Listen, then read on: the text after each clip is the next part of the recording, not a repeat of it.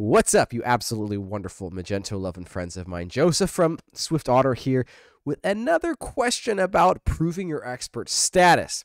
This one is one that's less you will find on a real test, but we've been working at opening up our conversations to also some more general development topics that will continue to test your knowledge, but also be very practical as well. And this one is nothing less than very practical. Let's take a look at what this question is. You are tasked with adding additional order details to the checkout success page.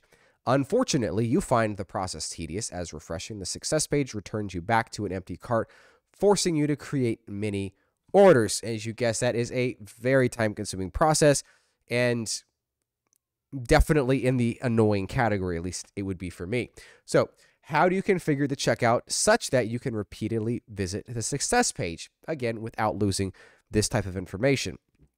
There are three potential answers to this question here. A, temporarily patch core code to prevent the checkout session from being cleared.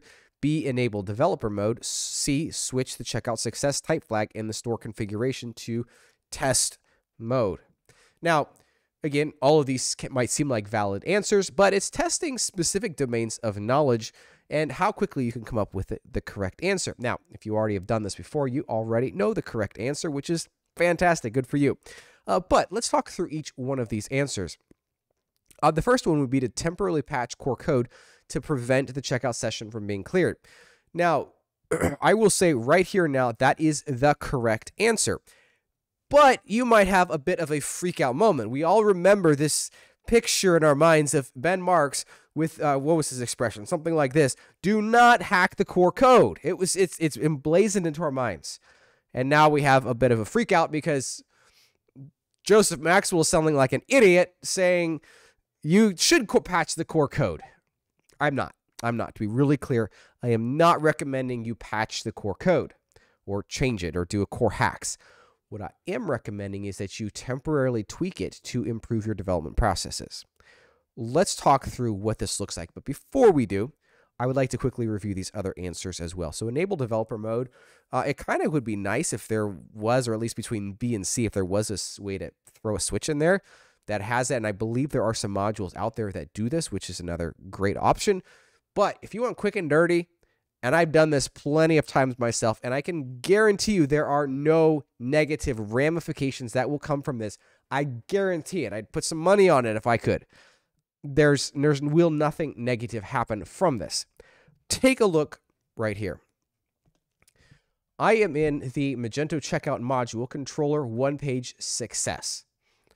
This is the class. This is the controller that controls when I go to the success page. So I have just completed the checkout process, so set payment information, the REST controller. When that comes back with a successful response, it then redirects me over to checkout one-page success, which is this controller right here. And by the way, if you don't know what I'm talking about here, we have a course called Magento 101, which gives you a ground-up approach to what does it take to have a solid foundation in becoming a Magento developer.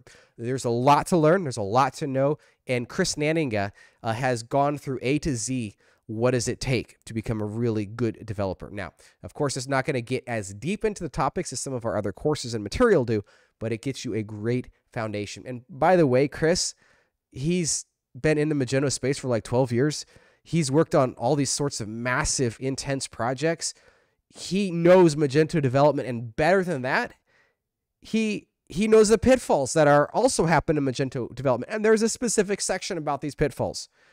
It's really, really good stuff. All that to say, check this out. We have our session clear quote right here. All you have to do is comment this line out. Wait, that's all I have to do is comment this line out? Yeah, that's all you have to do. But don't just do that.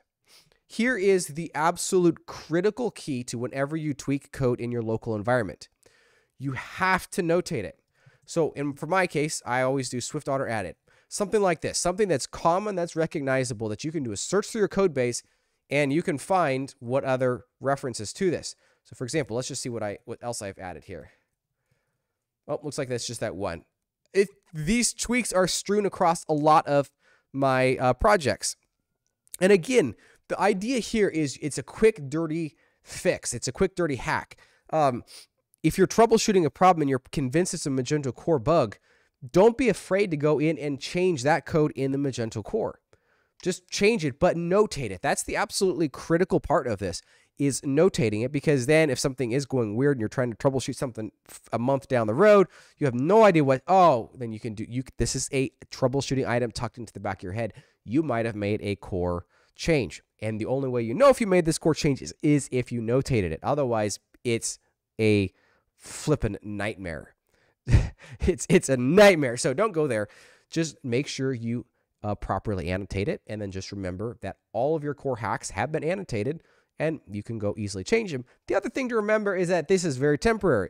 When you go to upgrade this module, going to say 246 or 247 when that comes out, the changes might or are likely to go away. You're just going to have to do it again. At the end of the day, it's probably better than installing a new module, because remember, every new module that's installed has to be then loaded into the caching system. It's more memory that's used on the other end, where in reality, you're probably not going to be working on the saving the session or working with the checkout session or checkout success page every single day. I mean, it's probably a week-long project or less, and then you're done, you clear it out, and you're good to go. So just keep that in mind. All you have to do is get in here, clear this out. Super easy. Make sure you annotate it. If you annotate it, this is perfectly fine. If you don't annotate it, you are going to hate yourself in the future. Just make sure you notate what happened, what's going on, and ideally you could even throw in a ticket number, ticket reference, maybe a little description as far as what also you were trying out here. It all comes back to this art of e-commerce debugging stuff, working through this process to quickly identify the problem. Well, in this case, we're not identifying a problem. We're just making our life a little bit easier. So great work. Hope you enjoyed this tip. And make sure that if next time you're working on the success page, don't click through that checkout 100 times. Just prevent the session from being cleared. There's your tip for this week.